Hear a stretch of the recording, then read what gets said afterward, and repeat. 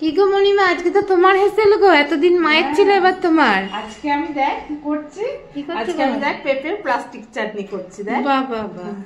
আজকে এই পেঁপেটাকে আমি কি করেছি বলতো, আমি পেঁপেটাকে গ্রেট করে নিয়েছি। আচ্ছা, গ্রেট করে নিয়ে আমি একটু ভাপিয়ে নিয়েছি। আচ্ছা, ভাপিয়ে জলটা ফেলে দিয়েছি। আচ্ছা, ঠিক আছে। হ্যাঁ, এরপরে আমি এটা করে নিয়ে এবার একটু রসে চিনি দিয়ে রস করব, করে তার মধ্যে কিশমিশ, কাজু আর এই যে পাতিলেবু আছে কাটা, এগুলো আমি দেবো। আচ্ছা আচ্ছা আচ্ছা, ঠিক আছে।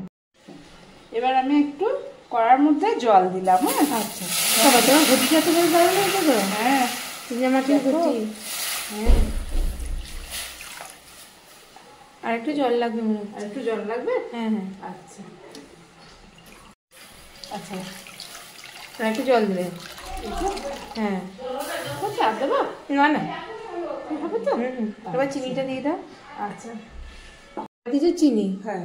তোমার কাপটিও বেশ ভালো। 2 কাপ দিই। হ্যাঁ দাও, মিষ্টিটা তো লাগবে। এবার নাড়ছো, পাকটা করছি, চিনি দিয়ে পাকটা দিচ্ছি। করে তোমার গাছের পাখিটিও বেশ ভালো লাগছে। দেখ এগুলো কিনে রেখেছি আগে থাকতে, দেখেছিস? হ্যাঁ, একটু সেন্ট করার জন্য এলাচটা দিচ্ছি। আচ্ছা, কটা দিলে? 2 দিয়েছি। হ্যাঁ, বেশি তো দেয় না এগুলো। আচ্ছা, এরপরে আমি কাজু দিচ্ছি। আচ্ছা,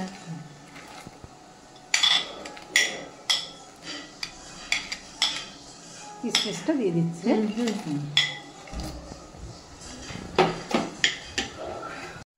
নাড়তে থাকবে, ঘন ঘন নাড়তে থাকবে। 1 চিমটির মতো নুন দিয়ে দিবি।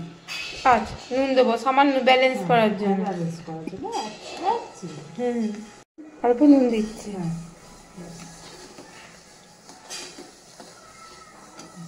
লেবুর রস দিচ্ছে। আচ্ছা আচ্ছা,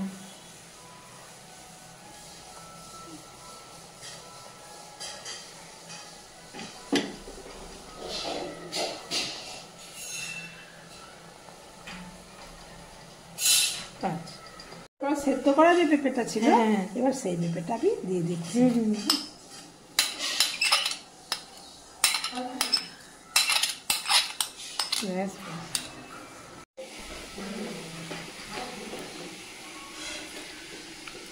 নাড়তে নাড়তে এবার ওই ঘন হয়ে আসবে।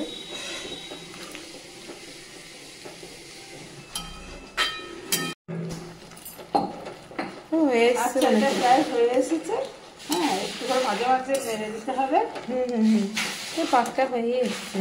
বেশি মানে জলটা কমাতে গেলে তখন আবার পাওয়া যাবে না। জলটা কমিয়ে গেলে একদম মানে শুধু আর রসটা কিছু থাকবে না।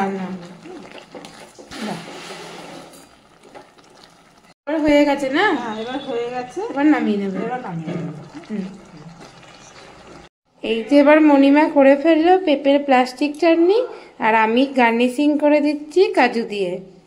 তোমরাও এরকমভাবে সহজ পদ্ধতিতে করে দেখতে পারো, খেতেও যেমন টেস্টি হবে আর দেখতেও ভালো লাগছে বেশ। আর আমাদের এখানে গাছের নিচে একদম রেখে দিয়েছি পেঁপের প্লাস্টিক চাটনি।